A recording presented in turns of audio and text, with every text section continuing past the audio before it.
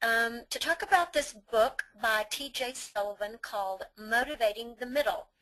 And the subtitle here would be Every College Student Organization Can Be Divided into Thirds. Okay, so here are our topics, what we're going to cover this evening. We're going to talk about the characteristics of the thirds, the top, the middle, and the bottom. We're going to talk a lot about how to motivate that middle, and then we'll have some ideas for sharing at the end.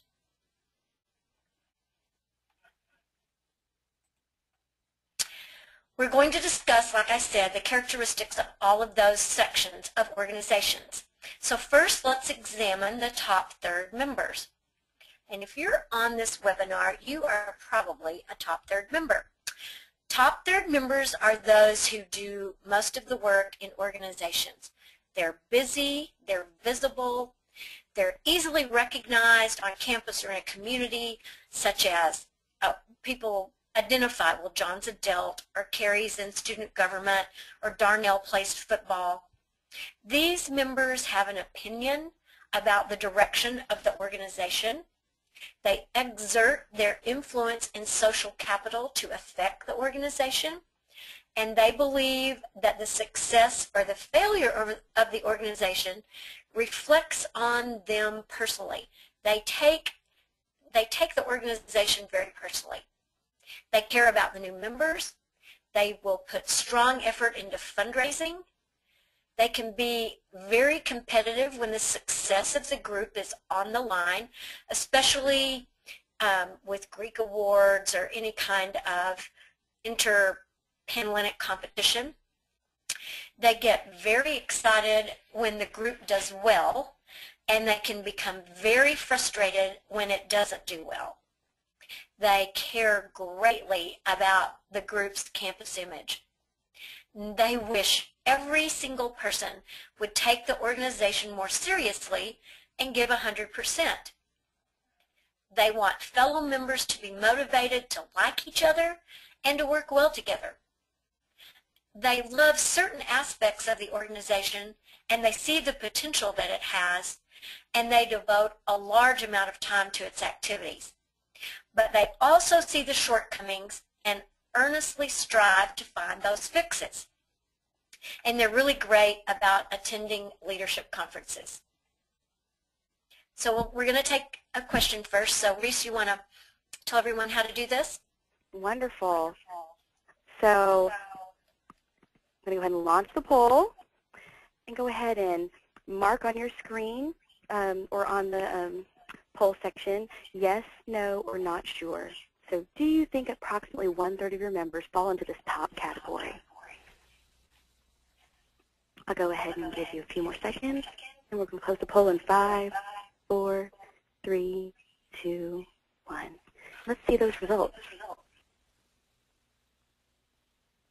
All right, so 60% of you have said yes, that 1/3 of your members fall into the top category. 40 said no, and none of you were unsure about that. Okay. Well, as we go through the rest of the presentation, you will probably become a little more sure of whether you think members are in 3 different groups. So let's look now at the bottom third members, the bottom third of your organization. What are their characteristics? They are the extreme opposite of the top third. They are the least likely members to care about the organization. They will not make any personal sacrifices. They won't give up anything they want to do something for the organization. They are members who may behave badly at events. They probably avoid paying their dues. They often will publicly criticize the group out in public at parties or at football games or places. They will shirk their commitments. Often they create lots of drama, and really they make the top third members crazy. While the top third members go above and beyond, making enormous personal investments of time and energy to build the organization up, the bottom third members miss no opportunity to rip it down. see if I get that. They don't show up to things, or when they do, they're negative. They only come to what they think is the fun stuff, so they frequently will miss meetings and service events. They often sign up for things, but then they bail. They technically are members, but they really never engage with the organization. They'll come to the party, but they'll ditch the committee work to get ready for the party. They are critical of the leaders, but they won't step up to lead. They usually have bad attitudes. So, a poll question. 2 poll questions here. The first one. Go ahead. All right. So could y'all identify members in your chapter that have the characters at the bottom third? And I'll give you a moment to vote on that. All right. And when they close that poll in 2, 3, 1. So what do you say? You guys say that yes, 100% of y'all could identify members in your chapter that do have characters at the bottom third. All right? That's probably right. And then the next question, yeah. Do you regularly seek input or opinions about issues or events from your members? Okay, I don't think that's exactly the right next poll question. Oh.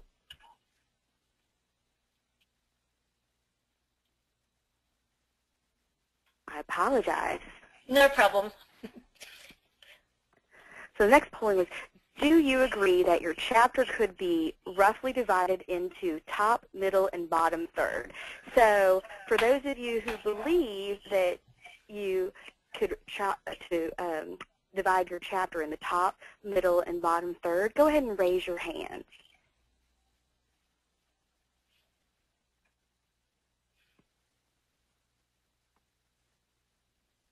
Perfect. We have a few of you that feel that that's the case. Okay, great. Okay, so then let's look at the differences between the top and the bottom. We've looked at their characteristics, but let's see how they're different. We've talked about the fact that the top third members are going to spend most of their time doing all of the work. They're going to be focused on the tasks that they have, and they're going to spend a great deal of time wishing they could change the bottom third. But the bottom third members are going to spend most of their time focused on themselves. They will take from the organization without putting much back into it, and they will put themselves constantly at odds with the top third. The top third members get exhausted and burned out. The bottom third members give very little. The top third members commiserate with their advisors, or they get angry or depressed. The bottom third members make excuses and often get drunk at parties. The top third members try to solve the problems. The bottom third members appear lazy and uncommitted. The top third members complain, and the bottom third members complain. So, what we want to look at now is the forgotten group, the members in the middle. See if you recognize these women. I'm going to tell you a little bit about Carol. She loves her sorority. She shows up to almost all of the mandatory things, and she counts the sisters as her best friends. The sisters think of her favorably, but she's not really seen as a chapter leader. She held a committee chairmanship once, but then didn't pursue another leadership opportunity after that. She sometimes struggles with the financial and time commitments and frequently worries about all the things she needs to get done. Her boyfriend complains about the amount of time she spends doing sorority. And then there's Michelle. She has always enjoyed being an active member of Kappa, and last year she went to everything. But this year, school has been a really big challenge for her. Her accounting class is a nightmare, and on top of all of that, her mom's health has been shaky. As much as she wants to attend meetings and social events, she finds herself craving sleep even more. So there is a big space between the top third and the bottom third members. And it's in this forgotten space that the middle third members live. Their perspective is different from that of both the top third and the bottom third. Here are some of the characteristics for the middle third. Excuse me. They do care about the organization, and they will have a positive attitude. They want to contribute. They are involved, but the involvement is not the defining element of their personal identity. Kappa might be 2 or 3 or 4 down their priority list.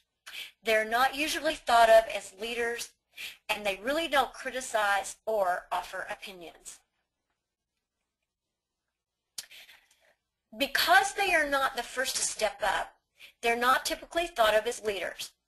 They don't seek praise, they don't seek responsibility, and they don't want attention. They fly under the radar. They are more likely to be the supporting player than the MVP. So, a little more about this middle third member. They have many different things going on in their life, and often those things don't mesh together seamlessly. They have to choose between their priorities. They are supreme jugglers. And some of these middle members juggle their priorities better than others. They will not volunteer if the description of the activity or the job is vague. So for example, if you're trying to get people to participate in a campus event and you stand up at chapter meeting and say, we need people to be a part of Smart Girls. Well, a lot of the people in the chapter may not even know what that is, and if you don't explain it more, these middle people will not raise their hand to be a part of that. You've got to be specific with them. For example, one middle member is doing a great job of handling all the multiple demands in her life, and another is struggling as soon as one priority becomes more demanding, or when something unexpected, a tough class, trouble in a relationship, a nasty case of the flu comes along.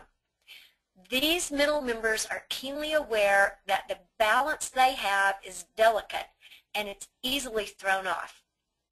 Another example about a middle member will be that she will do what she needs to do or the parts that she finds enjoyable, but she won't be signing up for any leadership position that might demand a lot more of her. And if a chapter meeting is supposed to last for an hour and it goes for 2, we have just thrown off that delicate balance that she tries to keep. So what do we do about these middle members, and how might we motivate them? Let's look at a few things. The biggest mistake that student leaders make when it comes to motivation and fighting apathy is thinking that all of their members will respond to the same things that motivate them. Leaders just don't understand why other people don't want it as badly as they do, and they continually wonder, what am I doing wrong? Middle members care about the organization, but they worry. They worry about their leadership abilities and about not being able to handle all the priorities in their lives. There it is. So what can we do to help motivate them? Well, one good idea is first to ask their opinion. But don't ask them then to do anything else. Start the conversation with, I want to pick your brain about this topic. Don't worry, I'm not going to ask you to take on additional responsibilities. I just value your opinion. That's a good way to get a middle member involved. Or you might say, or ask them, what is the one thing do you think that we could be doing that we aren't that would make our chapter stronger? And then you have to listen to the idea. A good strategy is to start and end your meetings on time. And as I said before, nothing stresses out the middle member more than the prospect of a very long and drawn-out meeting. Okay, now we have 2 poll questions. Okay, So we already asked y'all if y'all regularly seek input and opinions about your issues or events from your members. And since the vast majority, actually 100% of y'all said yes, it would be great to hear how you seek this opinion. So if you could just enter it into your questions pane about how do y'all seek the opinions of your members. Do you do it through surveys? Do you ask during meetings? Do you have your members vote during chapter meeting on these items? Do you handle it through the committee? And how are you engaging their opinions?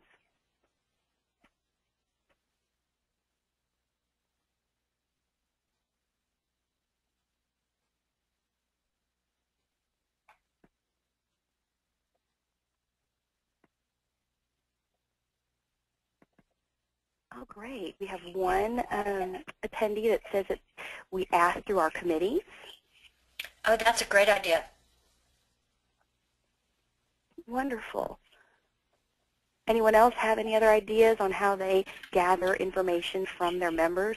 100% of y'all said yes, so I'm curious.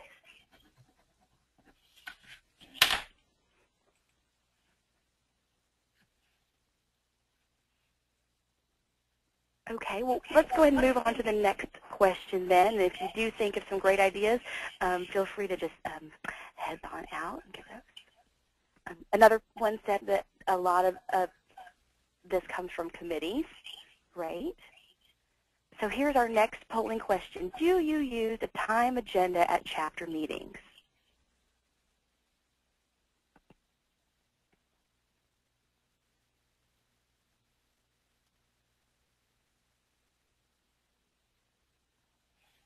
I'm going to close that poll.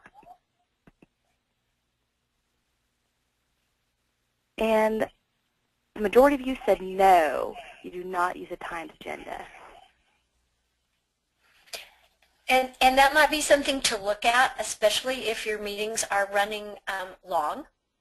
And a timed agenda would be where you ask each person making a presentation at chapter meeting how long that will be, or you give them an amount of time so that you keep your chapter meeting within the allotted period of time. And that will make your middle members very happy. It will make all your members happy. Yes, managing expectations is a huge part of keeping that middle group happy. Because like Carolyn said before, if they expect a meeting to last an hour, then if it lasts more than an hour, you get a disgruntled group on your hand. But if you even clearly explain to them that we're covering these topics and the meeting will last for this long, and you use a time agenda, then it's really helpful to manage those expectations. Okay, let's look at some other things.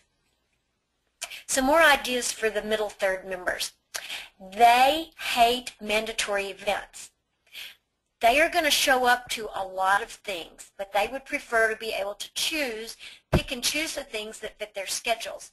So giving members more choices and the ability to skip some things they don't enjoy will increase their enjoyment and their commitment. Another strategy would be to try to minimize the conflict in the organization. All the time that those at the top are giving to the badly behaving members at the bottom is time and focus that we could be giving to the middle third. The time that we spend scolding the bottom third, we could be praising or connecting with the middle third. We spend a great deal of time often trying to make sure that the bottom, those people who are not engaged, become engaged. And as we move through this, we're going to find that might not be the most winning strategy. Let a middle member lead on the things that she likes to most. Find out what they get excited about and then see if the chapter can try an idea that they have. Thank them for participating. Make it a habit of thanking your middle third members for their attendance and participation. And actually, you should thank everyone for their participation. But personally, those folks that you find in the middle, if you can just give them a personal thanks, hey, I'm glad you were here tonight. It was good to see you. You had a great question. Let them know that you knew that they were there and you appreciated that. And then another way that the chapter can help these middle third members is offer to assist with stressful areas in their lives. Are they struggling with a class? Are they struggling with a relationship? Are they struggling just, are they homesick? Whatever it might be, offer just as a sister to help them and see if you can get them back on track. So here's a poll question, and this one has, yeah, you can choose. Well, yes. Here we have ability to choose multiple. Unfortunately, I wasn't able to do the 1 and 2 ones. But so of these, pick as many as you feel could be choices for the members. Oh, and I apologize for misspelling philanthropy. Okay, and give you, and closing the poll in 2, 3, 1. Here we go with the results. So 100% of you said that a choice for members could possibly be attending other Greek philanthropy events. 40% of you said participate in initiation. 80% said date party, and 40% recruitment. Okay. Initiation is not an option. That's a requirement. And recruitment is a requirement. So you can give your members choices for other Greek philanthropy events or date parties, some of those kinds of things. I hope that makes sense. Those would be areas where you could get choices. Okay, more ideas and strategies for the middle third. Give them a meaningful supporting role. For example, the treasurer could use some help, could use some assistance, and would you be willing to step in for a few days to help her get caught up? A middle member will feel great doing something like this because it's a low-key task that helps the organization that she likes, and it has a specific time limit for it. It's not vague, and it doesn't just go on forever. Another idea might be that you could ask them for help on one specific limited time task, such as, we have Mom's Weekend coming up, and we need someone who will get the correct addresses, phone numbers, and emails of all the moms. Could you help with that? Again, something that's very specific, has a limited amount of time involvement, but they feel like they're contributing and helping. Let's see. Also with middle members, take some personal time with them. For example, you've got a member from out of state and she comes to all or most of the meetings, but you don't know her very well. And this could be any member. Invite her to coffee and show her an interest. Answer any questions that she might have. Another strategy for working with middle members is slow down on your decisions. If decisions are made quickly at meetings, the middle members won't be contributing to them. So between the origination of an idea and the final decision, you should reach out to the middle third for their suggestions. You can hardly expect them to support the ideas in the organization if the top third members are dominating the process and excluding thoughtful input from the middle. A chapter council idea might be to have chapter council identify one particular issue in your chapter and then target the habits, behaviors, or opinions of those who fall in the middle of that particular topic. For example, could you improve attendance by appealing to those who attend most but not all the time? So what you might do is that the recording secretary could create a list of those members who attend 2/3 of the time. And then make the meeting meaningful by giving members something to vote on. Middle members need to feel that they are part of the decision making. And then also you could include incentives and fun items at each chapter meeting. If you're not already doing that, make your meetings fun. another idea would be, instead of asking the top third members who always come, or threaten the bottom third members who hate coming, start finding out what changes you could make in your meetings to make them more exciting for the middle third member. For example, should we change the time? Do we need more topics with substance? Do we need more organization to the meeting? What is it that the middle members need to get out of your meeting? So another poll question. Great. So, do you use incentives and fun activities in chapter meetings to increase attendance?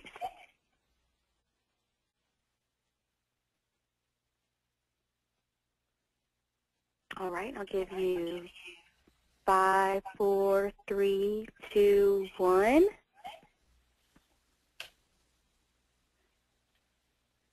All right, so 80% of you said yes, and 20% said no. And then we also sort of have an idea that someone wanted to share. Was that you could have a raffle or a surprise at chapter meetings, like a popcorn machine, or again, a special raffle for attendance, so that you can keep members on their toes and excited. So those surprises of, ooh, what's happening at that next meeting? That's a great idea. It's a great idea to think that I'm coming to the meeting and I might get a Starbucks card this week, or there may be, something special going on. And surprise is always great. Good ideas. Thank you. And then the next question. Wonderful. And the next question is, do you regularly ask members what it would take for them to attend events and meetings?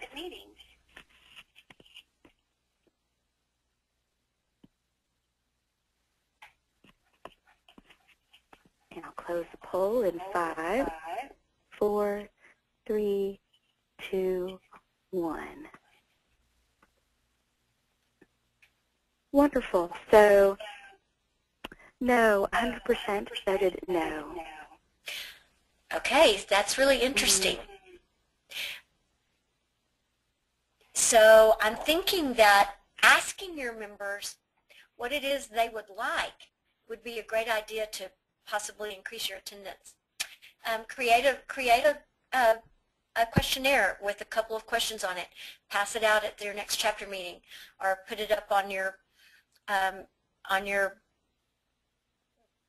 electronic media, whatever your system is. If it's a GIN system or a whatever it is that your chapter uses, and ask them to respond. And because you might be surprised at what they're really looking for out of a meeting. And another important aspect of this is to do it regularly. So not just once a year or once every other year, but if you can set up a time, once a month, once a term, but at least on a regular basis, asking them, what would it take to get them to attend more meetings and events. Then, because again, things change, trends change. So keeping that regular would be great too. Great idea. Okay. Okay, here's another idea. Oops, let me go back. Uh-oh. Okay, I need to go back. What am I doing? Sorry. Press the up key sometimes is helpful. Oh, I'm sorry. Which way? If you press the up key. I'm trying to think where he...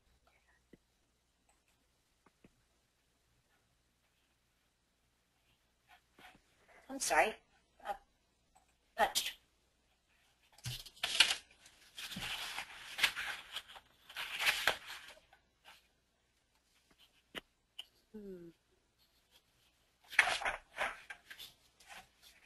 Okay, there are a couple more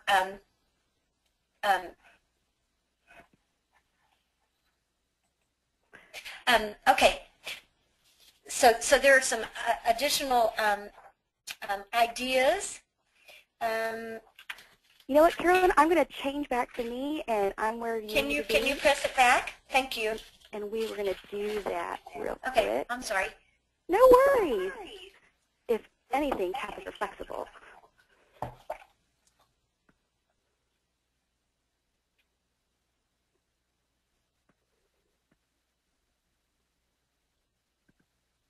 Okay. Well, I was right there, and you'll give me a quick second. Oh, perfect. Thank you. Please hang on. Thank you all for your patience. I'm glad I've got Reese here as my technical.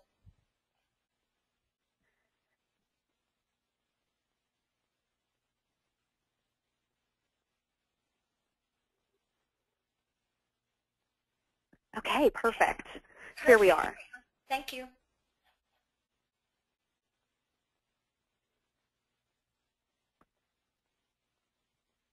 So do you see where we are, Carolyn? Your chapter would like to boost its grade point average? Yes, that's good. Okay, so this is another idea. So if your chapter wants to boost its grade point average, which I think most of us probably do, you could take the approach of mandatory study hall 3 nights a week, which is what most of us do. We say, okay, depending on your GPA, you have to attend this many study hall hours. But what if the VPA and her committee could also make a list of all the members in descending order with the highest grades at the top and those with the worst grades at the bottom, and then draw a line dividing the group into thirds? Okay, is it going to go to the next one? Mm-hmm. There. Now, conventional wisdom says that you should focus on the bottom third because, oh my gosh, we need to get those people who aren't making good grades up to a better grade. But if you really want to create that cultural change in your chapter and build value around higher grades, focus on the middle. The bottom third member with a 1.2 GPA is probably unlikely to pull a 3.0 the next semester, unless the 1.0 is just really some fluke. But the middle, now the 1.2 might be able to pull up to a 2.0 or a 2.1, and certainly you want that. You don't want members with 1 point somethings. But if you look at that middle third member who's pulling a 2.7, a 2.6, with the right encouragement and incentives and assistance, she might be able to pull the 3.0 or the 3.2, which will really boost your chapter's overall GPA. Let's see. There we go. Another example. Your chapter is considering an increase in dues, and you expect this discussion to be a little bit controversial. Likely, there will be a third of your members who will understand the argument for the increase and support the effort. That's probably the top third, and they're going to vote your way. Likely, a certain percentage of your members are just going to vote against the increase. Probably the bottom, and they may work hard to kill the idea. But your battle, the vote, will be won or lost with the middle third member. They are going to form opinions, and they're going to listen to the arguments. So to win them over, you might have to negotiate or change the implementation schedule or allocate money to some new items in the chapter budget that they might want. You will need to take the conversation to them and ask for their ideas and allay all of their fears. Another example, you need to raise more money for your philanthropy. Instead of doing the fundraiser that appeals to the top third, which is probably chapter council, and they're going to participate in whatever you do, or then begging the bottom third, who are not motivated to raise any money, you should ask the middle third. How much time would they invest in a fundraiser? How much time do they have to give to the fundraiser? Would they be willing to sell tickets?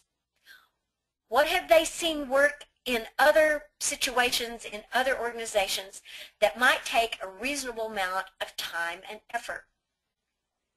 So here are some final thoughts on the bottom third. After all we've talked about motivating the middle third, what about the bottom? Do we just ignore and let them get away with contributing less? Well, the answer is yeah, pretty much yes. And it really just comes down to a matter of your purpose. You deal with the bottom third by setting minimum standards, and then you have to hold all members to those minimum standards. Okay, so this is our next poll question. Wonderful. One moment, please. And the next question is, which of the following are minimum standards for Kappa?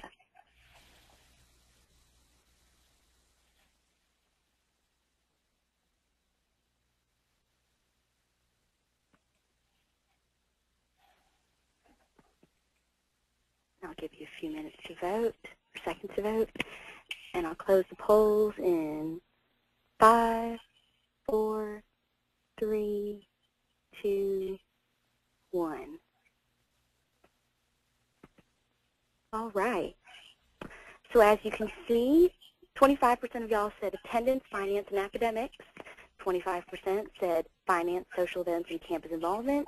And 50% of y'all said academics, sisterhood, and intramurals. Okay, A is the correct answer.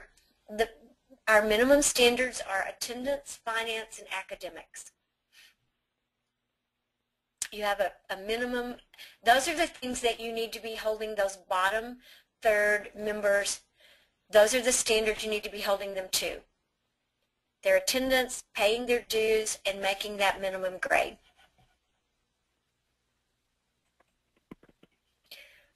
So after you've been dealing with these bottom third members who are not easy to deal with and often create a lot of drama, you have to reassure the top third.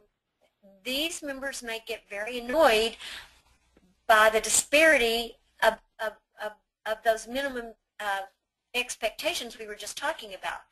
And they'll say, well, that's not fair. I spend all this time and I make really good grades and I give back and I pay my dues on time and I am at everything. And when this happens, it is time for the top third members to come to terms with a very basic truth. The idea that every member of an organization will be equally committed and engaged is really a fantasy. And if you're the leader, you're wasting your time whining about it. Finally, in a healthy organization, the hardest working members get extra benefits. So those top third members and a lot of the middle third members will get benefits like self-satisfaction, deeper relationships, deeper experiences, and a sense of contribution that outweighs what the less committed members experience. The top third will have more satisfaction with their membership in the organization. So, a poll.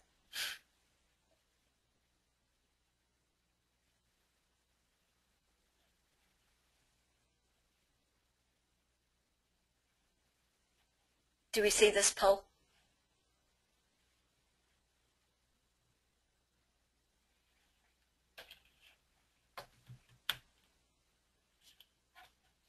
Reese, are you there?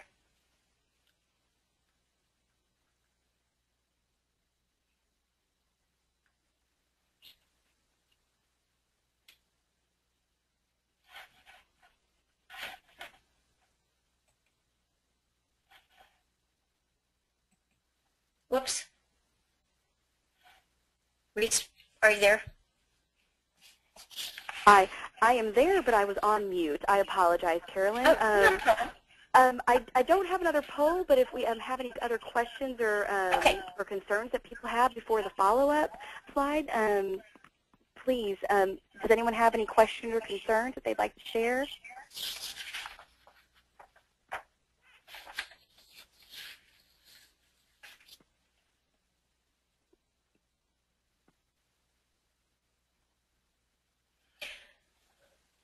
I'm not seeing any questions at this time.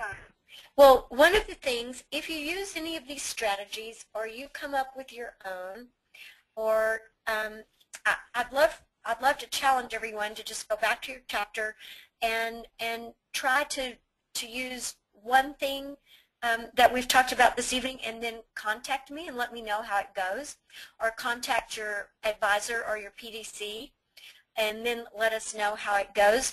And one thing I'm thinking, even as you look at your chapter and you're trying to decide who falls in the middle, and there will be a group of people that will probably always be in the middle of everything you do. But then there are also people who enjoy varying aspects of chapter life in different ways. And so during the recruitment process, those women that are in the middle may not be the same women that are in the middle for your big philanthropy event. Or they may not be the same people that are in the middle for your day party. So you'll have probably a core group that sort of stay in the middle, but you'll have some people that will bounce around in varying areas of chapter life just because they enjoy some things more than others, and they'll try to take somewhat of a leadership role and be more involved. And the biggest thing is making sure that you are frequently and regularly reaching out to your members to ask their opinions, especially that middle third. So again, if all of your decisions are being made in chapter council, and chapter council during meeting is just listing out the events that are happening or what's going to be happening without asking questions, you know, that again is a potential disservice to your third members. The best way to reach out to them is to engage them during meeting. If they could have read it on an email or a post somewhere, then you know you're not using that time during your meeting to the best advantage. So just really engage them, and don't make every decision in the chapter council forums. Give opportunities for your middle third members who aren't sitting on chapter council to engage as well. And don't rush through all of those things that you have to do in chapter meeting. Be sure that you're explaining things well enough that everybody understands what you're doing and why you're doing it, what the benefits of the activity will be, and that they understand the time commitment that you're asking from them, because that, for the middle third member, that's their biggest piece, is managing their time. Well, great. We've had a lot of thank yous come in, Carolyn, for this wonderful presentation. Well, thank you. And again, if you have any questions, here's Carolyn's information right here on this last slide. And again, we are always interested in hearing about your successes and failures, not only to modify this presentation, but as well to share with others. So please share them with Carolyn so that we can improve this presentation, and also have some great success stories as well as some challenges to use as examples for next time. So, and I hope your March Madness bracket is still in good shape. Mine is not. Nor is mine. So thank you, ladies, all for joining us this evening, and enjoy the rest of your week. Thanks, Reese. Oh, thank you, Carolyn. Thank you so much, Carolyn. Have a great evening, everyone. Thanks.